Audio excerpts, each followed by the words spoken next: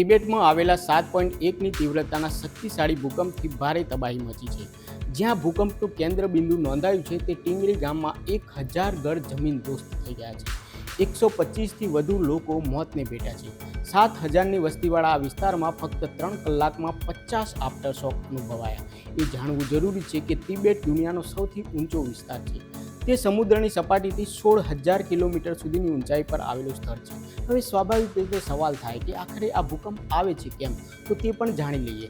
આપણી પૃથ્વીની સપાટી મુખ્યત્વે 7 મોટી અને ઘણી નાની ટેક્ટોનિક પ્લેટ્સથી બનેલી છે. આ પ્લેટ્સ સતત તરતી રહે છે, ક્યારેક એકબીજા સાથે અથડાઈ પણ જાય છે. ઘણી વખત અથડાવાના કારણે પ્લેટ્સના ખૂણાઓ વળી જાય છે અને જ્યારે ખૂબ દબાણ હોય છે ત્યારે આ પ્લેટ્સ તૂટવા લાગે છે.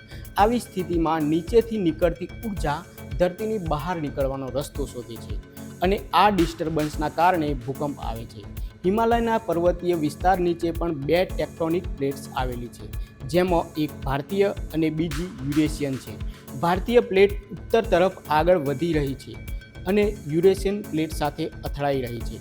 આ અથડામણથી ભારે તણાવ પેદા થાય છે અને અવારનવાર ભૂકંપ આવે છે. નમસ્કાર.